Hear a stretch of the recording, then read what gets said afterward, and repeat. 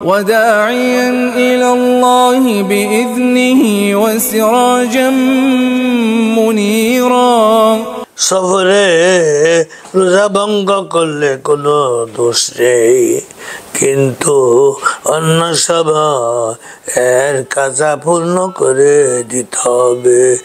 এই সম্পর্কে কালাম মাজিদে সূরা বাকারার 185 নম্বর আয়াতে বলা হয়েছে, বিসমিল্লাহির রহমানির রহিম।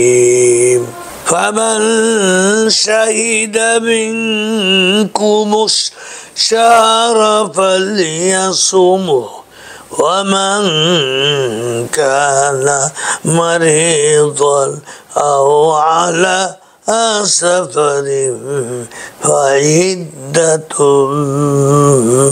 من أيام أخر। সুতরাং এখন থেকে যে ব্যক্তি এই মাসে রমজানে জীবিত থাকবে সে পূর্ণ মাস রোজা করবে।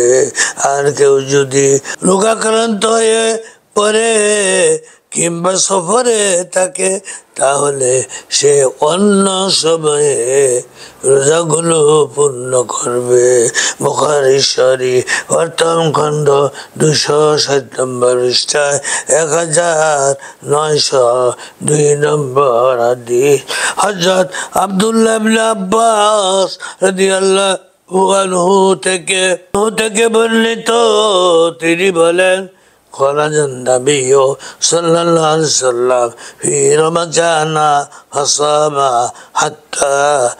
حتى بلغ القديد أفطر। কোন এক রমজান মাসে রাসূলুল্লাহ সাল্লাল্লাহু আলাইহি ওয়াসাল্লাম রোজা রেখে মক্কার দিকে যাত্রা করলেন। কাদিদ নামক জায়গায় পৌঁছে তিনি রোজা ভেঙে ফেললে সবাই রোজা ভেঙে ফেলল। বুখারী শরীফ প্রথম খণ্ড 261 নম্বর পৃষ্ঠায় 1904 নম্বর হাদিস। হযরত জাবির ইবনে আব্দুল্লাহ রাদিয়াল্লাহু আনহু থেকে বর্ণিত, তিনি বলেন, কানা রাসূলুল্লাহ সাল্লাল্লাহু আলাইহি ওয়াসাল্লাম ফি সাফরাতি فرأى زحاما ورجلا قد ظلل عليه فقال ما هذا؟ فقالوا صائم، فقال ليس من البر الصوم في السفر। রাসূলুল্লাহ সাল্লাল্লাহু আলাইহি ওয়াসাল্লাম কোন এক সফর অবস্থায় এক জটলতা দেখতে পেলেন। তার মধ্যে একজন লোককে দেখলেন যাকে ছায়া করে দেওয়া হয়েছে। তিনি জিজ্ঞাসা করলেন, এর কি হয়েছে রে?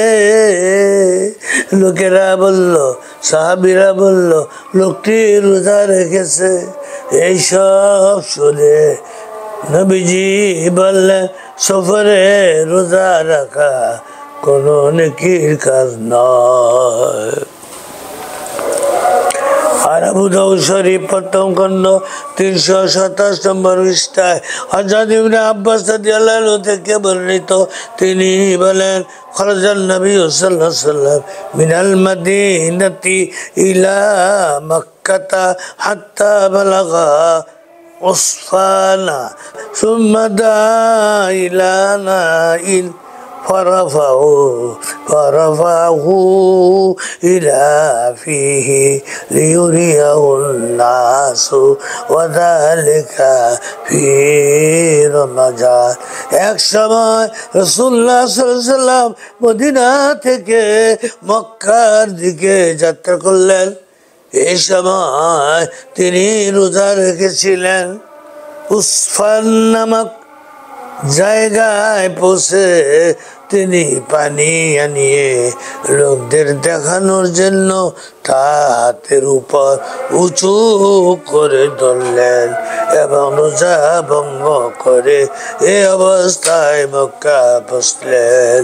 এই ঘটনা রমজান মাসে ঘটেছিল। এই জন্য আবু দাউদ শরীফ প্রথম খণ্ড 327 নম্বর পৃষ্ঠায় হযরত ইবনে আব্বাস রাদিয়াল্লাহু আনহু থেকে বর্ণিত, তিনি বলেন, قد صام النبي صلى الله عليه وسلم وافطر ومن شاء صام ومن شاء افطر। রাসূলুল্লাহ সাল্লাল্লাহু আলাইহি ওয়াসাল্লাম সফরে কখনো রোজা রেখেছেন, আবার কখনো ভঙ্গ করেছেন। সুতরাং কেউ ইচ্ছা করলে রোজা রাখতে পারে, আবার কেউ ইচ্ছা করলে সফরে রোজা ভঙ্গ করতে পারে। আবু দাউদ শরীফ প্রথম খণ্ড 327 নম্বর পৃষ্ঠায় উম্মুল মুমিনিন হযরত আয়েশা রাদিয়াল্লাহু আনহা থেকে বর্ণিত, তিনি বলেন, আন্না হামজাতাল আসলামিয়া সালা النبي صلى الله عليه وسلم فقال يا رسول الله إني رجل أسرد الصوم أفأصوم في السفر؟ قال صم إن شئت وأفطر إن شئت। হামজা আল আসলামী রাদিয়াল্লাহু আনহু থেকে বর্ণিত, রাসূলুল্লাহ সাল্লাল্লাহু আলাইহি ওয়াসাল্লামকে জিজ্ঞাসা করেন, ইয়া রাসূলুল্লাহ, আমি এমন এক ব্যক্তি যে প্রায় রোজা করি, কাজে আমি এই সফর করে অধিক সওয়াবের আশায় রমজানে রোজা রাখবো। তিনি বললেন, তুমি ইচ্ছা করলে সফর অবস্থায় রোজা রাখতে পারো অথবা নাও করতে পারো।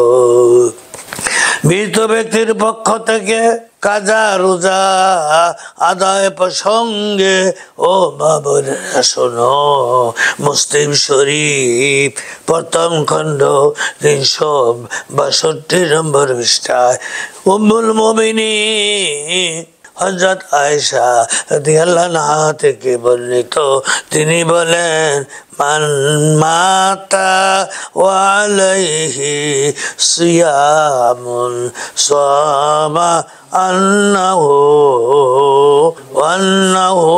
ওয়ালিয়ুহু।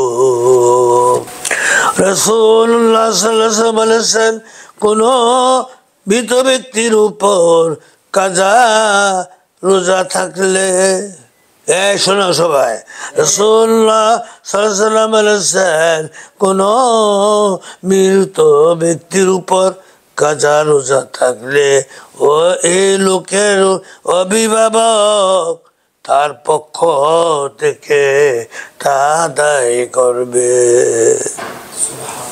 মুসলিম শরীফ প্রথম খণ্ড 362 নম্বর পৃষ্ঠায় হযরত ইবনে আব্বাস রাদিয়াল্লাহু আনহু থেকে বর্ণিত, তিনি বলেন, জাআ রাজুলুন إلى النبي صلى الله عليه وسلم فقال يا رسول الله إن أمي ماتت وعليها صوم شهر أفأقضي عنها আল-আখিরুল হাদিস। এক ব্যক্তি নবী করিম সাল্লাল্লাহু আলাইহি ওয়াসাল্লামের নিকটে এসে বললেন, হে আল্লাহর রাসূল, আমার মা মৃত্যুবরণ করেছেন, তার 1 মাসের রোজা কাজা আছে, আমি কি তার পক্ষ থেকে তা আদায় করব? রাসূল খোদা সাল্লাল্লাহু আলাইহি ওয়াসাল্লাম বললেন, হ্যাঁ, আল্লাহ সুবহানাহু ওয়া তাআলা ঋণ পরিশোধিত হওয়ার বেশি হকদার। অর্থাৎ তোমার মা যদি কিছু ঋণ রেখেও যেত, তা শোধ করা যেমন তোমার জন্য অপরিহার্য, কাজা রোজাও তাই। কেননা এই ঋণ আল্লাহর নিকট গ্রহণযোগ্য নাই। আখির দাওয়ানা আনিল হামদুলিল্লাহি রাব্বিল আলামিন।